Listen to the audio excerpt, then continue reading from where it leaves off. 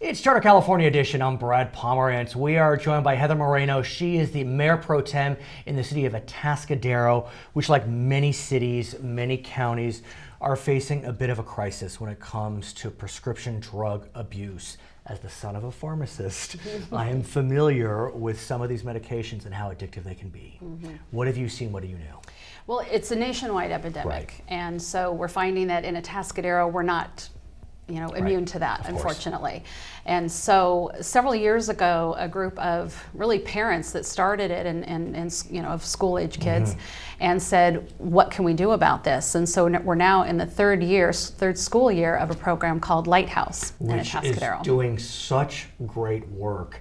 And what impresses me about the program is you're really looking at the problem with a fine-tooth comb and looking at specific issues. For example, it's prescription opiates, it's the Oxycontin, it's the Vicodin that mom and dad have in the cabinet because I got my wisdom teeth pulled and I left the prescription in my cabinet because I only needed it for 2 days. There are 25 pills there, and before you know it, the kids popped them all. Right.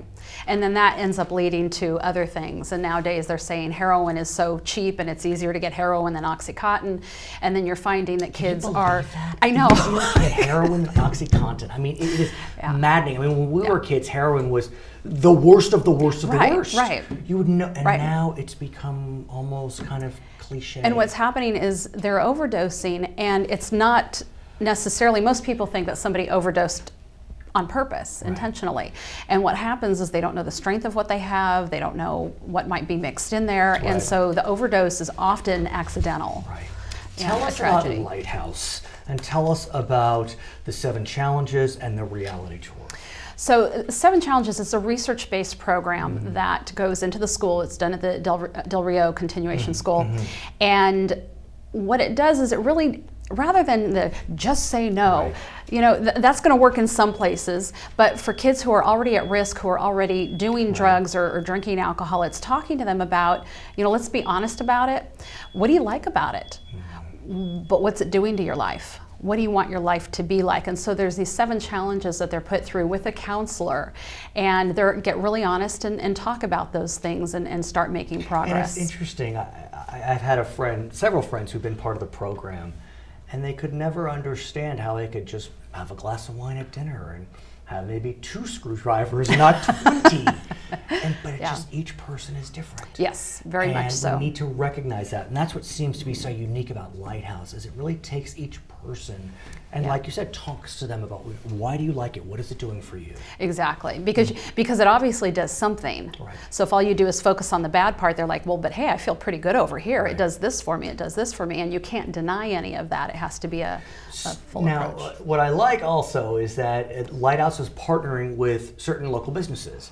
Yes. One of them a coffee business. Yes. Tell us about the Lighthouse Coffee Jobella connection. Coffee Roasters, Joseph of Jobella, he got together with the kids and he taught them about roasting, and they tasted the different blends. Hooked and they the kids early on caffeine. Them on caffeine. Why not? Why not? Hey, they're all drinking. We didn't do that at my age, but they're all drinking coffee. True. It's crazy. Yeah. My 13-year-old wants coffee, but keep going. So they picked their 2 blends, and they now buy that wholesale from him, and they sell it under the Lighthouse label. So they actually, out at Del Rio High School, Monday through Friday, 8 to 8:45 in the morning, they've got a coffee booth out there. See? And then there are several businesses in Atascadero that order on a regular basis, and they serve that either in their restaurant or at their office.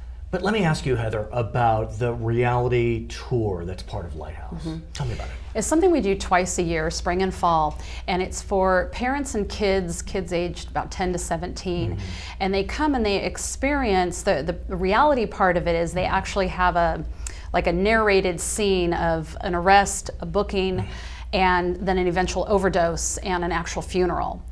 You cannot leave that place dry-eyed. Okay, I know of programs like this where literally, I can see her tearing up actually. No, it's very sweet. I mean, I've seen, and don't they have fellow students play the arrested, play the decedent? And if I'm getting chills talking about it. And our paramedics, our firefighters, our PD, they all help with this. And in the program of which I'm aware, I think the parents came.